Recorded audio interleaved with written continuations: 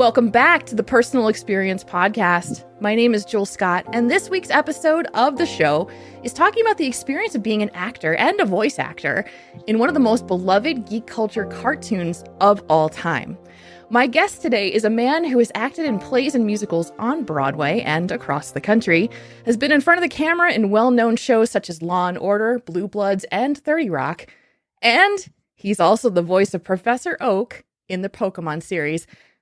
And he's also my uncle. It's my pleasure to welcome Stuart Zagnit to the show. Hello, Uncle Stuart. Hello, Jules. Very nice to be speaking to you. It's so cool to do this. Thank you so much for joining me on this new project that I'm working on. I will say, thank you for doing this. Obviously, you're related to me, but but I had a dream that you and I were going to do this episode of the show. And then I was like, all right, I'm just going to do it. Because you and I have actually not talked about some of the stuff that you have done. We talked about a lot of it. Sure. So we're going to dig into it, and I'm going to have everybody know all the cool things that I have grown up knowing with you. So let's start from the beginning. If you've never heard of Stuart Zagnit before, I want to start with who you are, where you live, and what you do. Right. Well, Stuart Zagnit is my name. I've been known by other names, including Professor Oak, but we'll get to that in a little while. Yeah.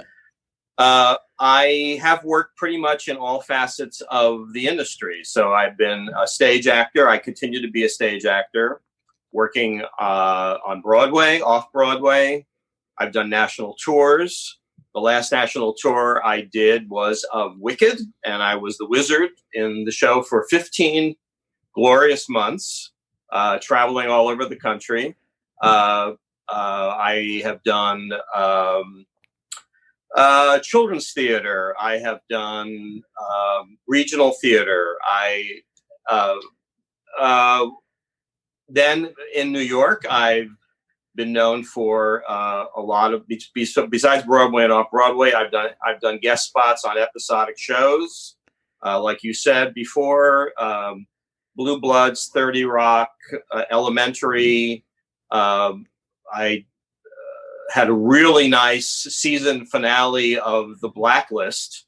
That was 2 seasons ago. I forgot about that one. Where I got to act with James Spader and what's his name? The director of John Waters, original movie director of Hairspray, and I was his tailor.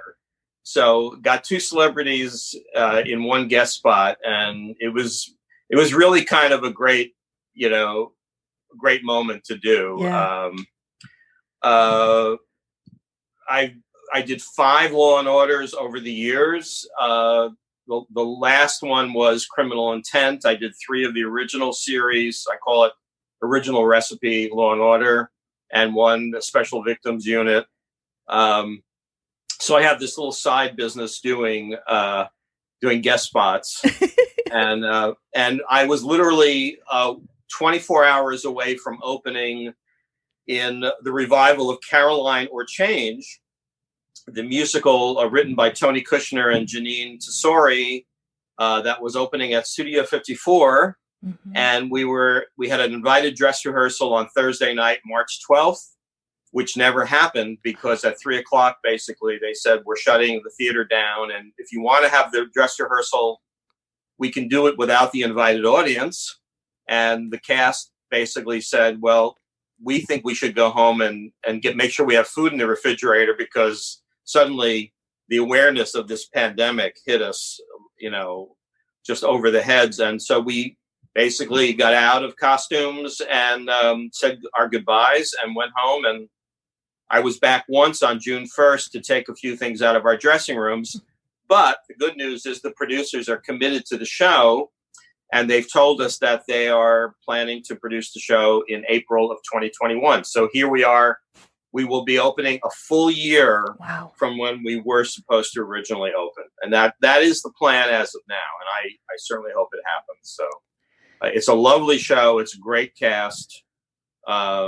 It's a show that needs to be done and needs to be seen. And we're just keeping our fingers crossed that Broadway is going to come back the way it had been. It's such a vital part of New York. Yeah, so absolutely.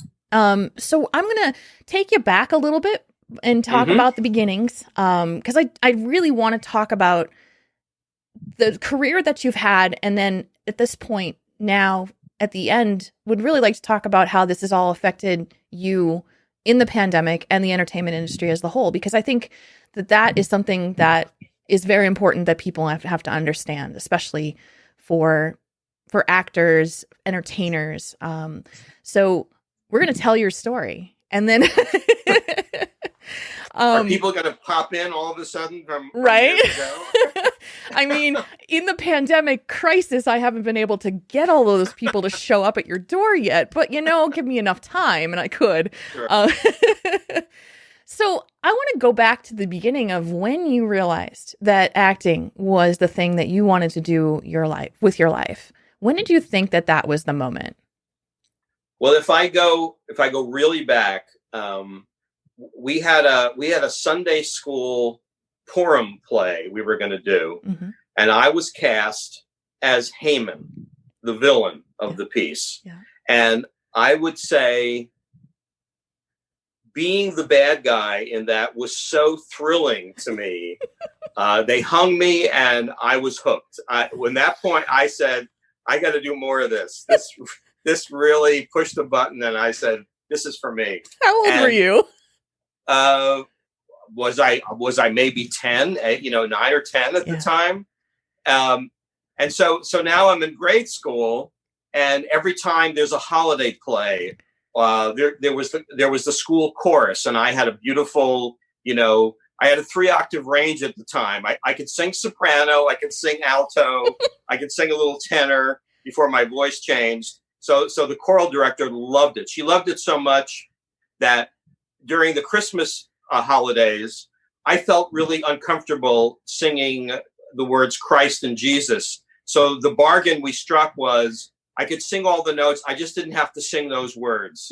So she let me skip them, which I think about it now, how ridiculous that was. But so because I had this beautiful voice, right. And then the miraculous thing was, in the 50s, Jerry Lewis and Dean Martin did a bunch of, they were like the comedy team of the time. And Jerry Lewis at that time was my hero. And I used to set the living room up like an obstacle course and see how many pieces of furniture I could trip over, fall over, do pratfalls. I mean, and that was like fun for me. Right. So we would play Army with my friends, and I had to be Jerry Lewis. I had to be the silly soldier, the one who always did comic bits. No matter how serious everybody else was, I had to go for the laughs. So this, I sort of knew this is where I was always going to be. And the miraculous thing is that I wanted to study acting, right? So there was a woman in Spotswood that wrote for the hometown spokesman newspaper, a Sentinel spokesman. Her name was Gemma Hayes. So she met and married this man who had this great career in Europe, and he had been in all these films. His name was George Philcox, and he married her and settled in Spotswood. And within the year of being there, he opened up a drama school. Oh my gosh! So it was like it came to me. I was the first kid that signed up for acting classes with him. And he not only gave me classes, but he directed shows in Roosevelt Park in Metuchen, New Jersey. Yep. And I got to do summer shows there. And they also had a children's theater that we did some touring with. So I was getting the experience. It was amazing that it was what I wanted more than anything else, and it happened. And it came right to you. And so naturally, I studied. I was in the drama club in high school. It was called the Image Players in South River High School, because in the days when I was there, we didn't have a high school in Spotswood, right, like you did. So we were bussed over to South River. and I became a star of the Image Players in South River. And then naturally, when I went to college, I majored in speech and theater. So it just worked chronologically in my favor. Yeah. And just to give a little background for those that don't know, Stuart and my father grew up in the hometown that I grew up in, Spotswood, New Jersey. That's where they were born and raised. And then I was born and raised there too, and lived there till I was 18. And so there's a lot of background in that. And it's a very small town. Like, it is a very small town in New Jersey. And to have the opportunity to have a drama school is really big because, yeah, like you said, Spotswood didn't have a high school when you went to school. My mother went to school. My father went to school, and they did when I did. But it was only probably 10 years prior that the high school actually was formed in that town. Right. So the opportunities of being a small town boy from New Jersey to get to go to a drama program and be able to do that would have been tough. So it must have. And then you went to college for drama. And when did you move to New York? I don't remember.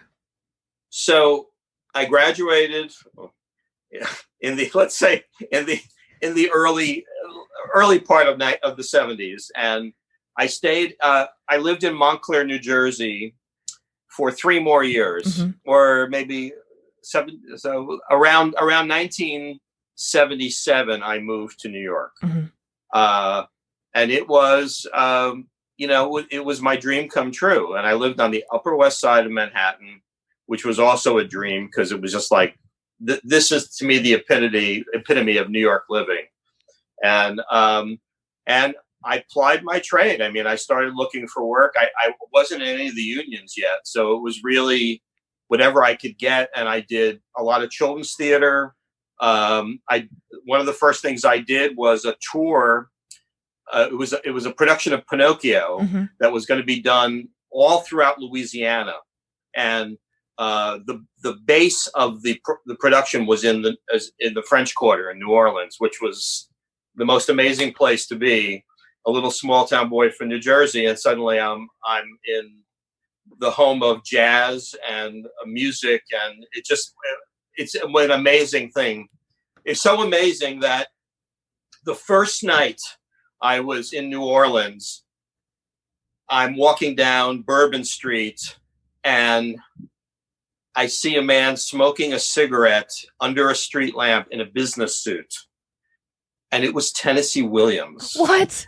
And I looked and I said, I think that's Tennessee. And I walked up to him and I sort of summoned up all my courage. And I said, Mr. Williams? And he looked up and he went, yes. And I said, it's really a pleasure to meet you. So that was my first night in New Orleans. I don't think it gets much more magical than that. Okay? Right. And I will say that certain magical, blessed things have happened in my life. That's one of them. Right. That kind of got my start, you know, and I came back from that. I still had to get my union cards because I did not want to do non-equity work. I really felt like if I want to move up somewhere, this is what I have to do. Yeah. And I had an opportunity to work for a summer theater in Sharon, Connecticut, and I would run their student program. I cooked meals for them. There's so many different jobs for them, and I acted in a couple of the shows. And at the end of the summer, I got my equity card. Wow. So that was the start. And soon after, I got my SAG card and my AFTRA card, and I was off and running, you know.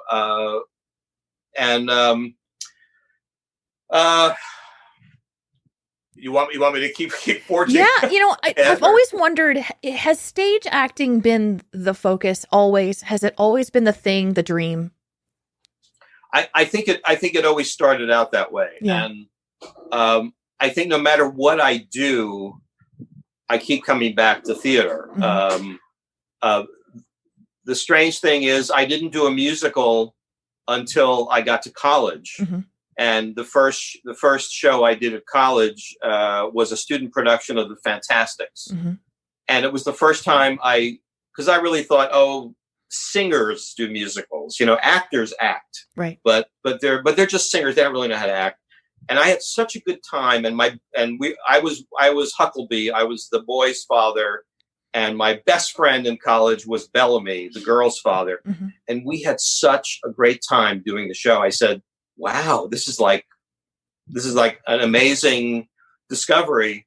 And consequently, I would say the majority of the big paying jobs I've done are big musicals. So, right. Including Crazy for You and Into the Woods and Wicked and Little Shop of Horrors. I was the last Seymour in the original Off-Broadway production of Little Shop of Horrors, and I'm immensely proud of that. And I know you came to see me in that production. I did. I was probably, what, I don't know, 7, 8 years. No, I was older. Yeah. I was probably 13, 14. And that was one of the coolest things that I had ever done, is to be able to see that. Because, Sure. It was during the time where everyone knew the movie, and it was so popular around everyone. And you get to do such amazing things on stage and around it. But being an actor is not the easiest profession to choose. And I wanted to ask you about the difficulties and the hardships of being an actor in New York City and trying to make it, and what it was like for you to try to get there. And, you've made a career out of this, but was it always going to be a career?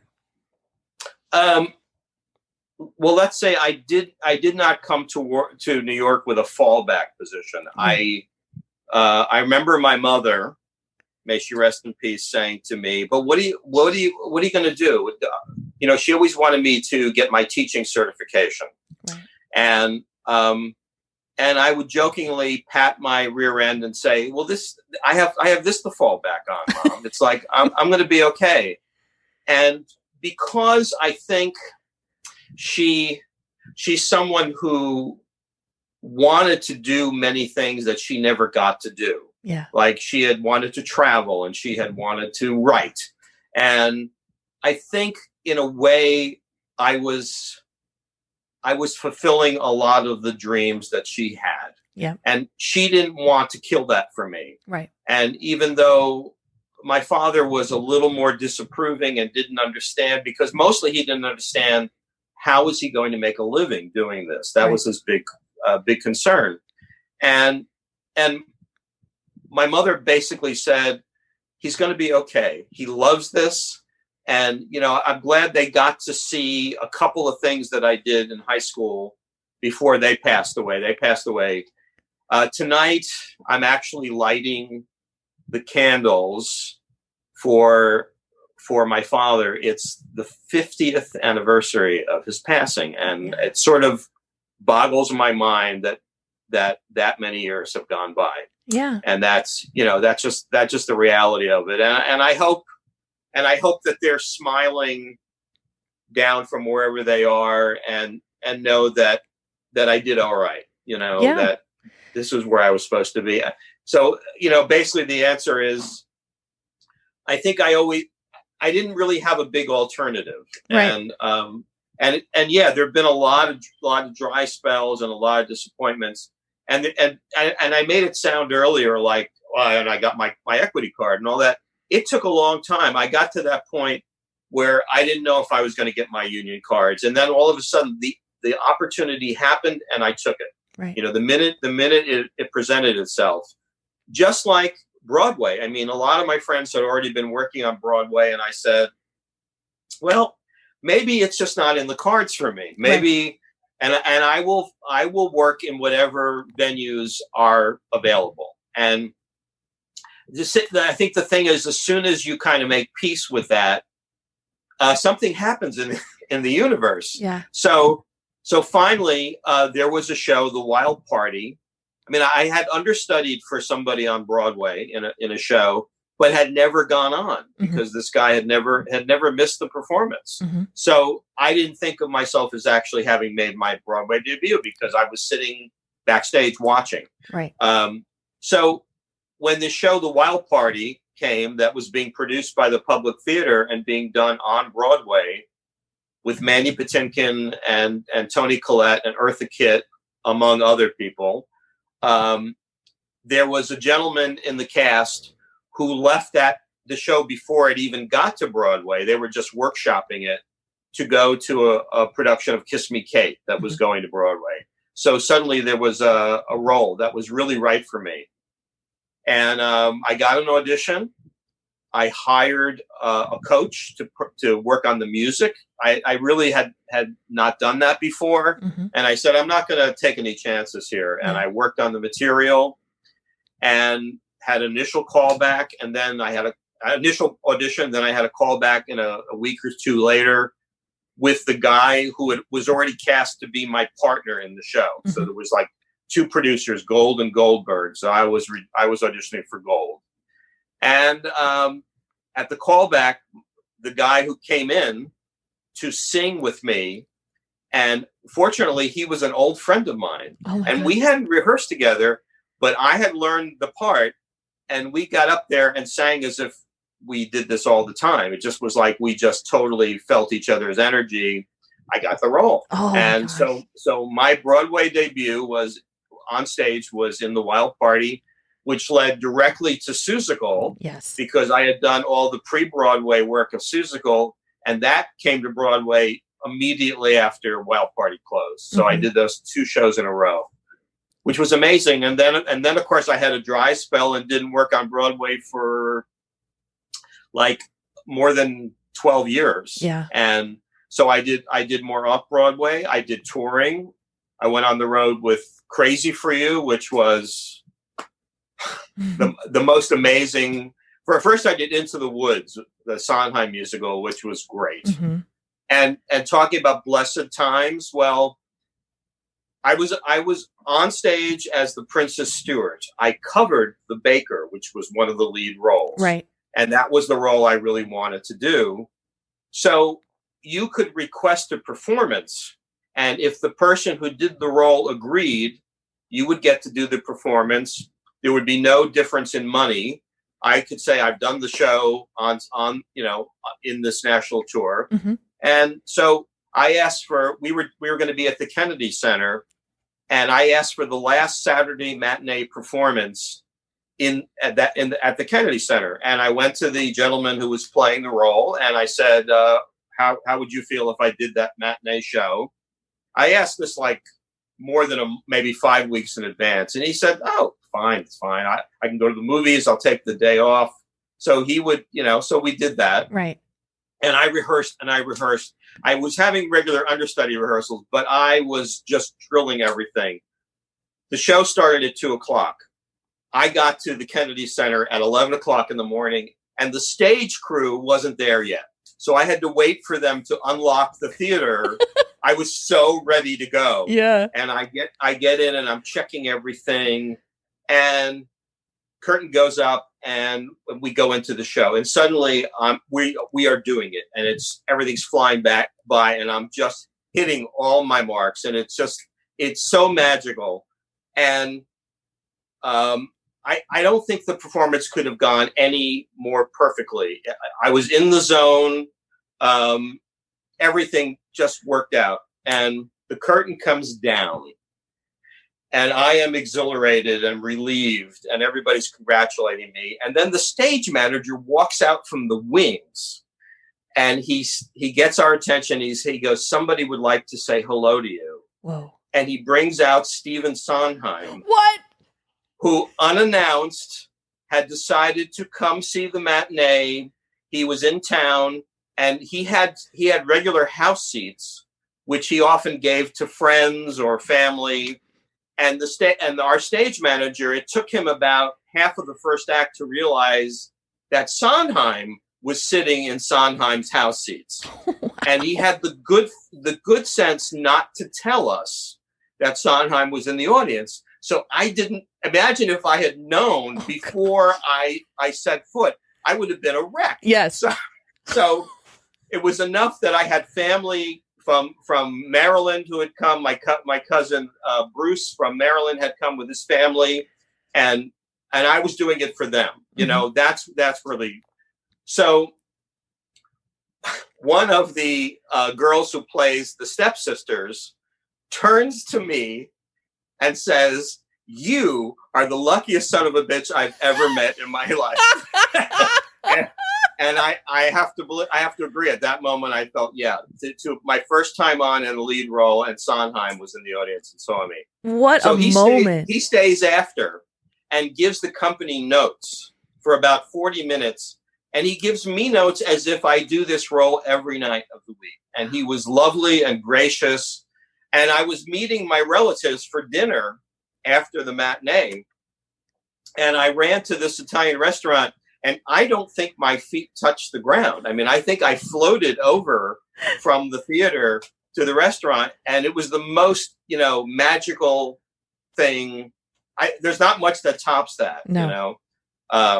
So that's my other little blessed show business story. That is incredible because, and it's like I had a question prepared of what of most of the fun experiences. You're just giving them to me, so it's perfect. What do you think has been your most favorite role in the theater to play? Favorite role? Well, Seymour is certainly one.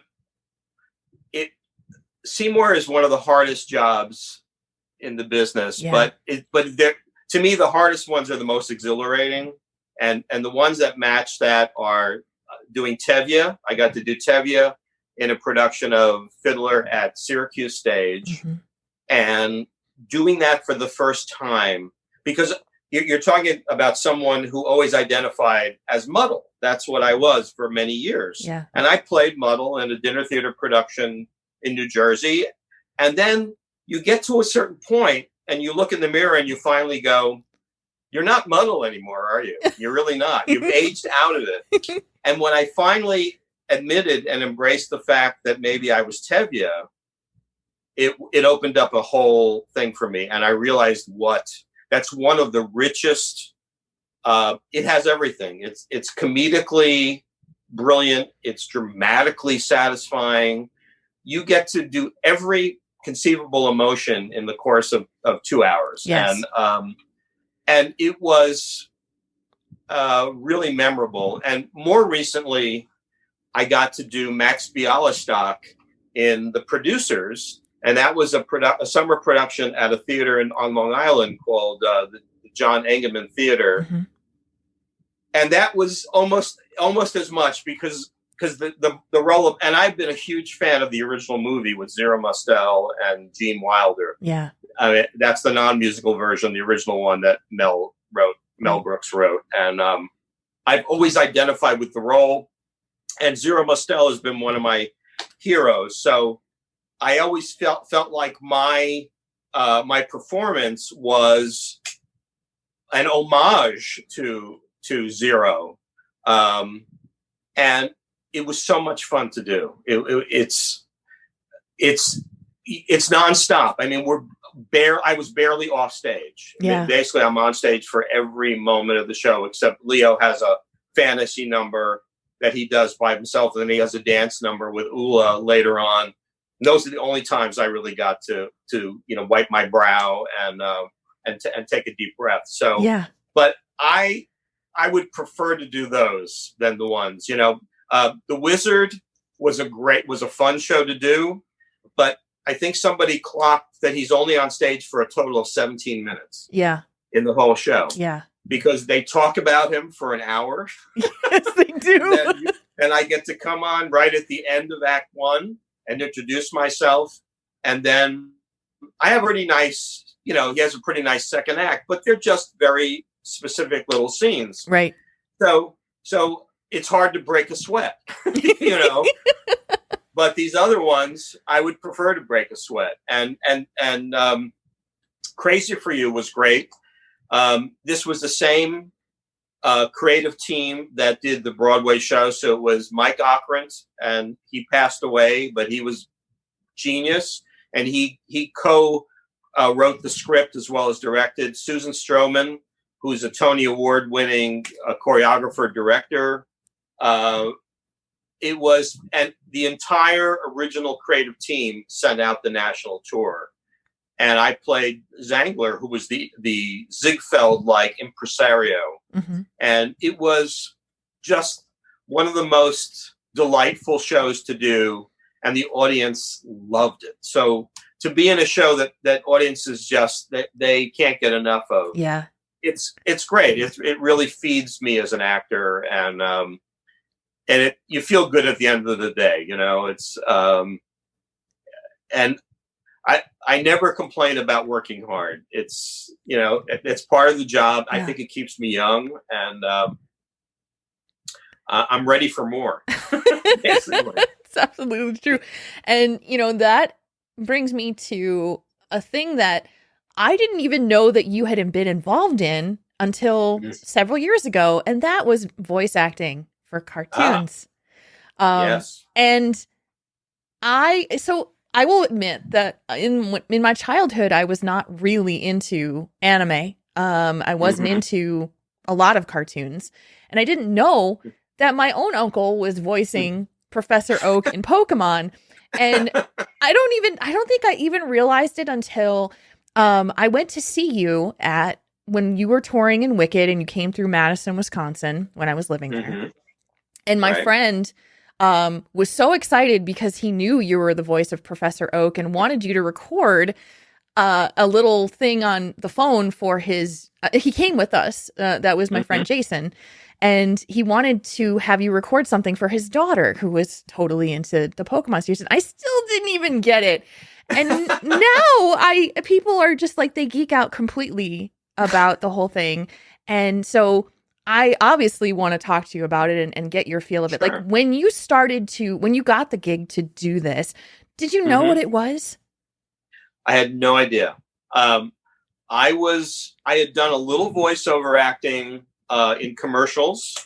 I had longtime agents that got me started, really. I mean, I had a friend who worked for WPLJ Radio, which was very big in the 70s, late 60s, 70s, 80s.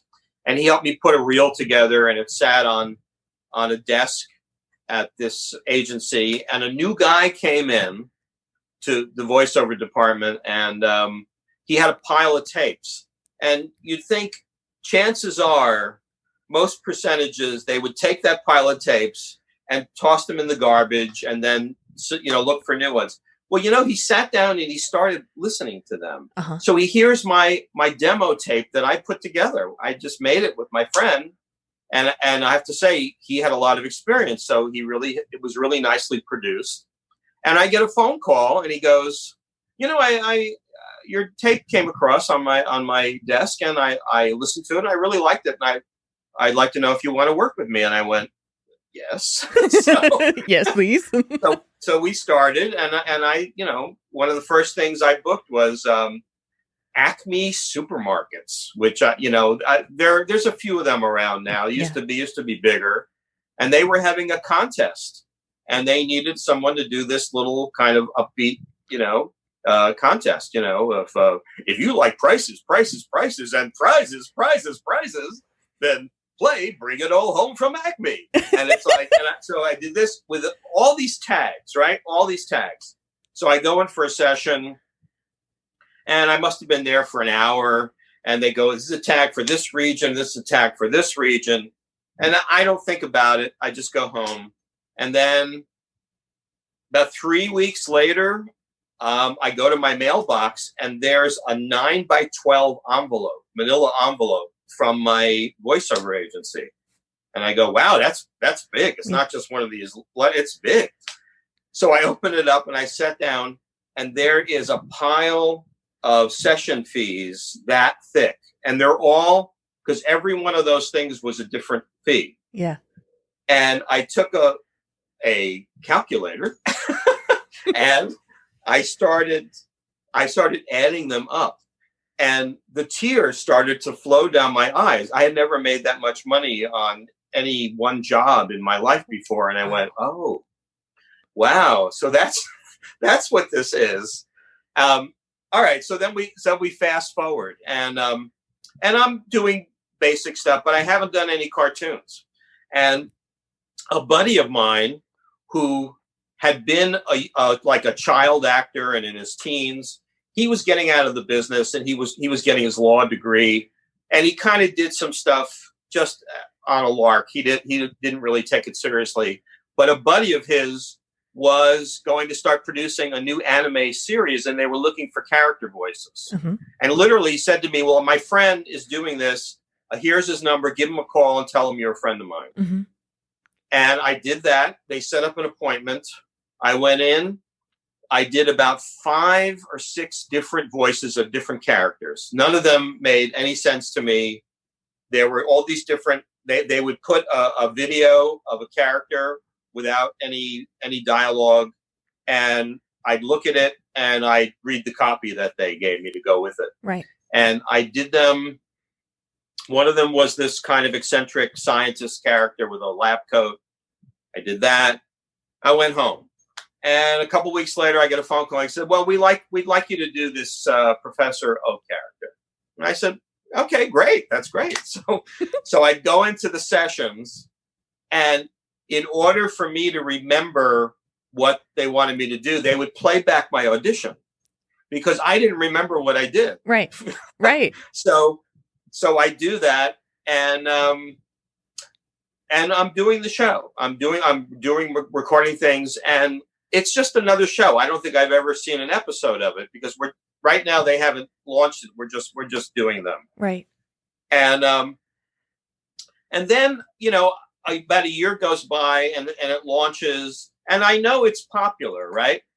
So one day I walk by a newsstand. Newsstands are where they used to have things like newspapers and magazines. And there in the newsstand was the latest issue of Newsweek magazine. And who was on the cover? It was Ash and Pikachu. Oh my gosh. And the headline said, "The Pokemon Phenomenon." And it took a second to sink in. And I went, I'm in a phenomenon? I mean, really, it was that shocking to me because I had never thought of that. I was just going in and doing my weekly or, whatever bits I did for the show. And it really changed my whole perspective of what I was doing, and I know it now. I mean, I've learned in retrospect when people like yourself, when you find out what I've done, and I've had the pleasure to do some around the country, some versions of Comic-Cons in different cities, including Minneapolis. Yep. And I have to say, I feel like I'm Elvis for the weekend, Yes. I walk in and I usually dress up like Oak. I have a white lab coat and a red shirt, khaki pants and loafers. And I go and I even make the bad hair on one side, and I'll walk through the hallways and I'll see them like whispering, "That's him.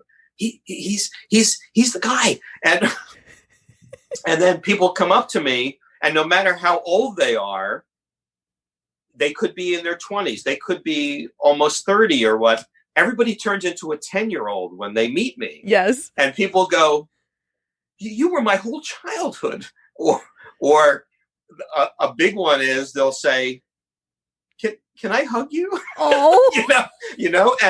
and we didn't have to worry about it in those days, No. Until recently. And I think just people feel so connected to their if they have such a fondness for it. And I can't tell you how gratifying it is to know that it means that much to people, that I have given something of myself that they carry with them. So, when I have those opportunities to do Oak, it's great because I just feel like that's my connection with such a vast group of people out there. Would you indulge me with a little Professor Oak right now? Well, let's see. I can see if he's in the neighborhood. "Hello there, it's me, Professor Oak. I just come back from Pallet Town. Ash and Pikachu and myself just like to say hello. And I have to get back to work in the mat. I can't even talk. It's been so long. But I have to get back to the lab to work on some experiments. And you keep working because I'm sure you're all going to become Pokemon masters very soon. All right? You take care now. bye-bye. Thank you. Something like that. It's such an incredible thing. And you told me earlier today, I didn't even know this, that you're also doing Cameo. You were actually available to be hired on Cameo for those for Professor Oak. One of the first things I did as soon as the lockdown happened was a friend of mine who's an up and coming producer. He has a Zoom thing that called Play Per View. Mm-hmm. So he's offering full length plays that we do online. And I did the first presentation, one of the first presentations, which was A Doll's House Part 2, which had been on Broadway about a season ago with Laurie Metcalf and Chris Cooper. Mm-hmm. And I got to play Torvald, which is Nora's husband. And we were talking after we did that. And I said, things are really slow. And he goes, well, you should you should do Cameo. And I said, what's Cameo? He goes, well, check it out. He said,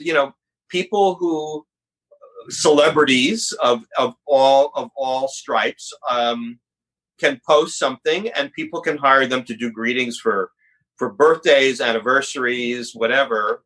So you can basically hang out a shingle and they can hire you to do these. So I've been doing them, and it's really fun. And of course, everybody wants Professor Oak. So I do little Zoom, little things with him in costume, and I do 2-minute greetings for them. And so far, the reviews have been good. So Professor Oak still lives and thrives online. He does. He does. I mean, even my business, Wisdom Gaming Group, we were about to do a Pokemon community day for Pokemon Go right before the pandemic.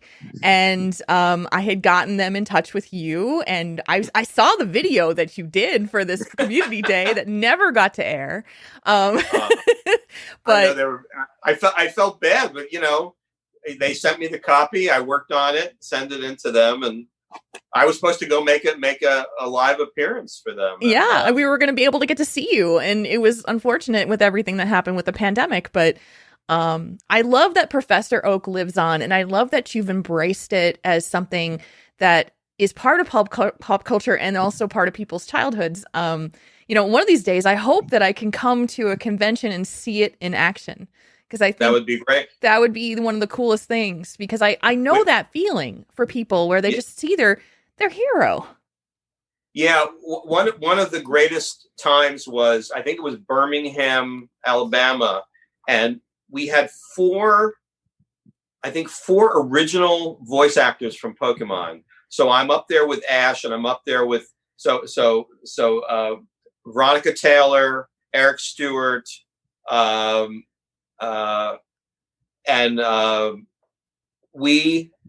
Because when we did the show, we were always only in the booth singly. We never recorded together. Right.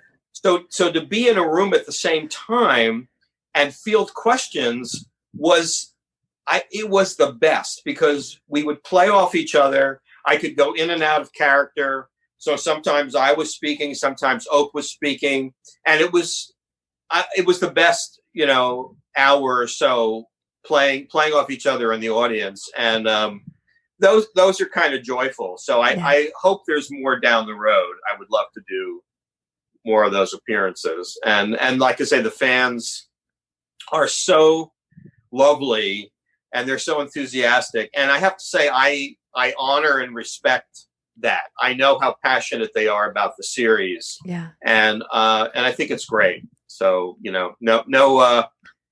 no complaints from over here.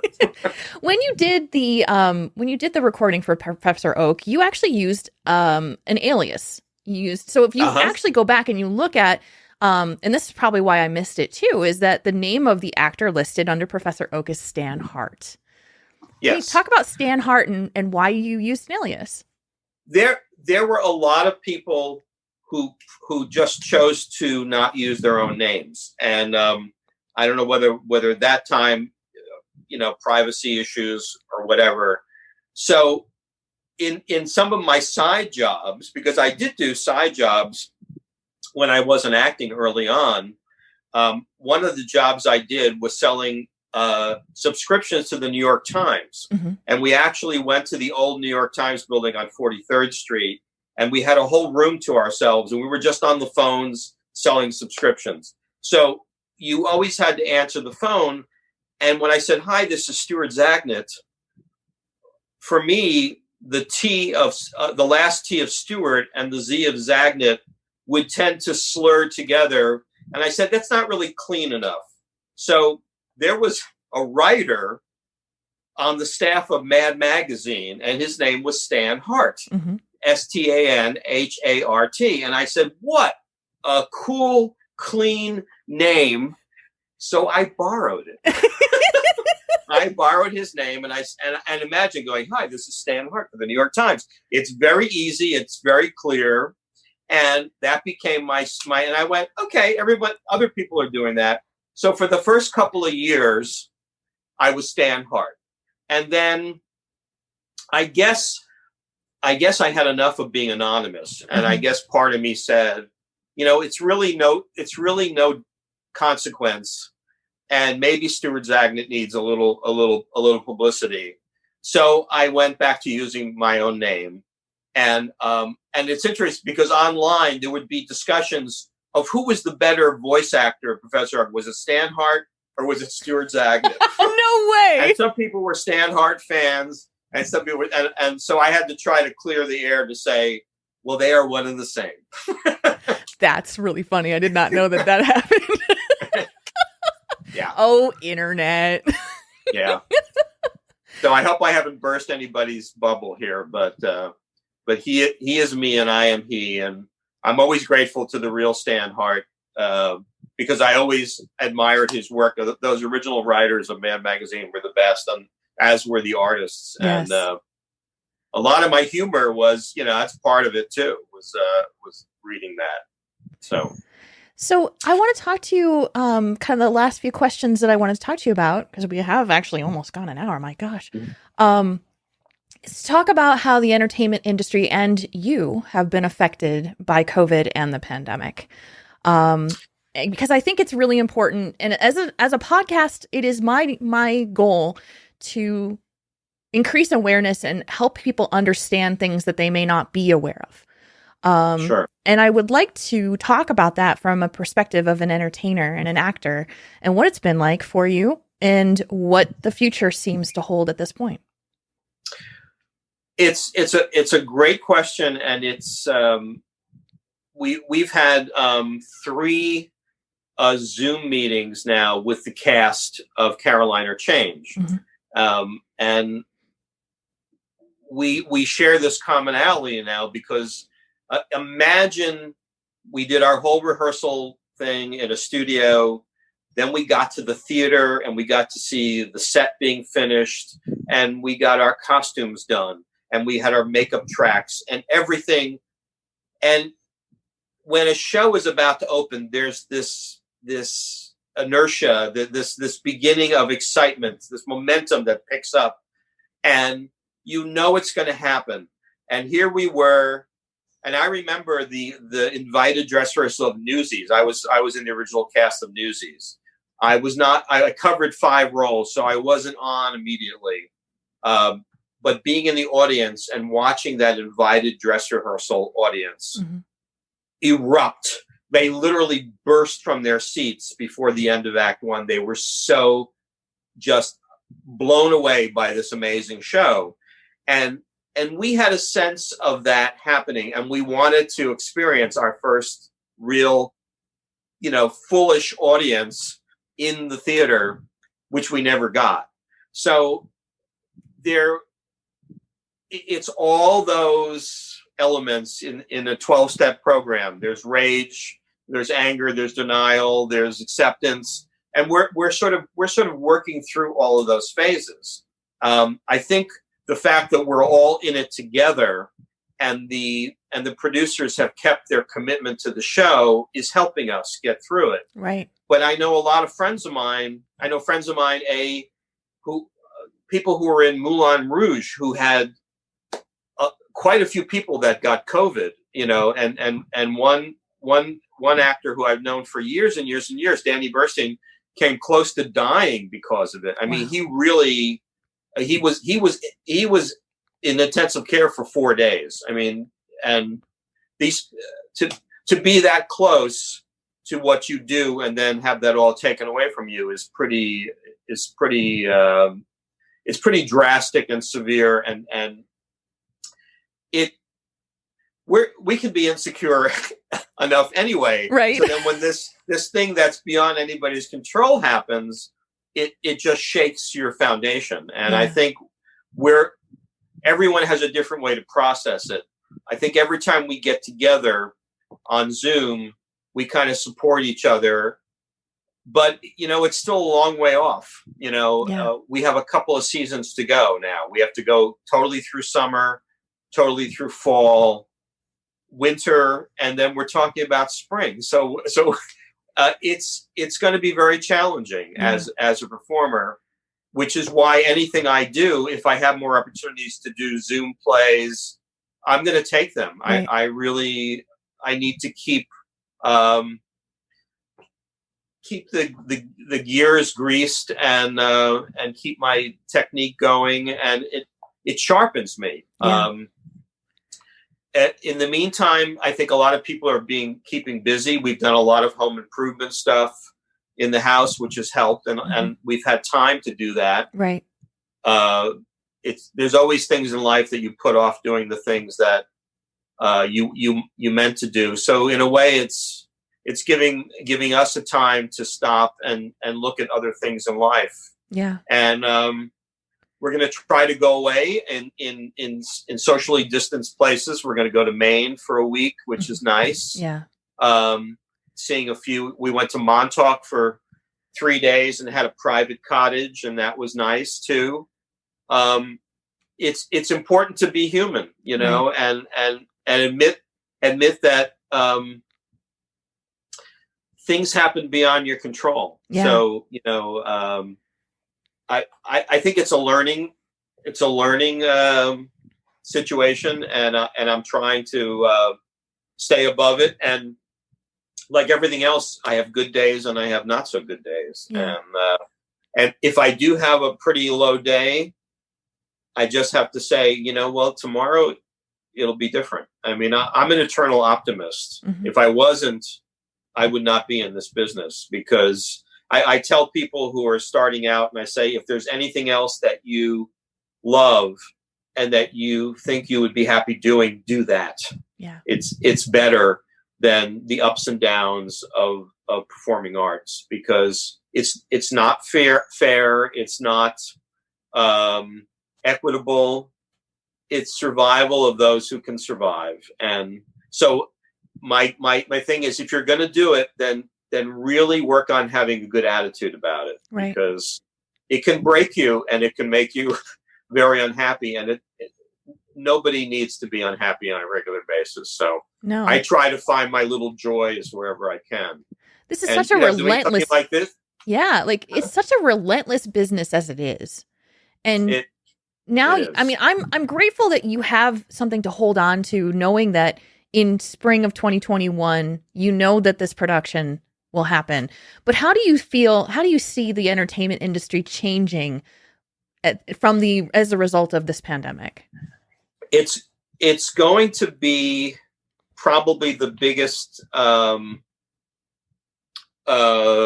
change and realignment, the way we look at theater in a century or more. We've just taken it for granted. We go into big. I mean, when I was on tour with Wicked, a 2,000 seat theater was small. Mm-hmm. We would do 2,000 to 5,000 seat theaters, which is amazing. A Radio City Music Hall is one of the largest venues in the world, and I got to play on that stage in Wild Party, and I've been a lot of places, but it's to walk out there and look at that sea of seats. Yes, is kind of mind blowing, yes. And I think I'm imagining now going out walking out on stage to do Caroline or Change and seeing row, space, seeing two people, space, and seeing everybody with masks. Yeah. And I'm going, that first time we do it is going to be really freaky. Yeah. It's going to say, this is not normal and this is not natural. But we are going to have to adjust, and they are going to have to adjust, because people need performing arts. They need it. I've done a lot. We've been watching a lot of Netflix and a lot of Amazon Prime and a lot of Hulu, but the experience of being in a room and sharing that moment with another human being who's on stage is exhilarating. Yeah. And I think it's what drew me to theater in the first place. So to be able to give that to people, and people are still going to want to have that. Yeah. You know, there's some very moving things that happen on film, but witnessing it live as it's happening, and they're breathing and you're breathing at the same time, and now we have to be careful I know. about breathing. You know, but we will figure it out, and it may be a slow process. We may be a lot of trial and error, but we're going to find a way. And look, getting a vaccine is going to help tremendously too. Yeah. So, but, okay. and that's in the offing. We know that's going to happen. And, you know, those people say, well, I'm not going to do that. And I said, well, good. You stay home. I'm getting one. I want to get on with my life, and I want to feel safe, and I want to feel safe. I want other people to be safe too. Yeah. And, you know, we want to see you on that stage again. And, you know, the one thing that I found is really interesting is that back over July 4th weekend is when Hamilton was released on Disney Plus for everyone to see. And I have not seen Hamilton at all because I hadn't had the opportunity, mainly just because, let me just put it out there, I was broke. And Hamilton tickets were like $200 when they came into town. And that's cheap now. That's cheap. And that's cheap. Exactly. And so I was deeply grateful for the opportunity to see it on Disney Plus, but I have been to the theater enough times seeing you and other shows that I know exactly what you were explaining and talking about, that there's an energy in the room that is it's uncomparable. Like you cannot replicate that. And I know that if I had watched Hamilton in the theater, the emotions that I felt would have been so much more amplified versus watching it on a smaller screen. And so the opportunity to be able to see it and experience it was awesome. But at the same time, I wish that I could have had the chance. Do you feel like the opportunity to expose more people to the theater, to get them to come to the theater, is a good thing by having older productions that have been around for a long time, shown on Netflix, Hulu, Disney Plus? How do you feel about that? I normally would be maybe a little reticent, but under the circumstances, because I'm in the business. We couldn't afford the tickets. I didn't want to spend that much of my salary or my wife's salary to do that. That seemed to be prohibitive and unnecessary. So we did watch it when it came on Disney Plus, and I was really grateful to see it. And it's a really, really well done, because they have multiple cameras, and it really does take you in as if you're in house seats. If you're sitting in the 5th or 6th row and have a perspective on it. You know, I don't know if you've ever watched the New York Phil, but they do concerts now where they have cameras that go really close into sections of the orchestra. And it's great because it gives you an intimacy to actually feel like you're sitting next to them as they're playing. Right. And I think Hamilton succeeded in that sense too. So not only did I appreciate the artistry, but the fact that they brought me close to the action. And my feeling is anything that encourages theater, I fear that there's a generation that doesn't understand the necessity of theater. Right. And And I think that's really sad if we lose that, because movies are great, but movies is a different genre completely. Mm-hmm. Television is great, but the immediacy, and I've always said that every night I walk out on stage and an audience of strangers sit down and they become one personality. They don't know each other. They're strangers, and yet they give you an energy, and you can know, oh, these people, it's like pulling teeth. They're just sitting on their hands. And those are strangely the ones that jump to their seat and give it all up at the end.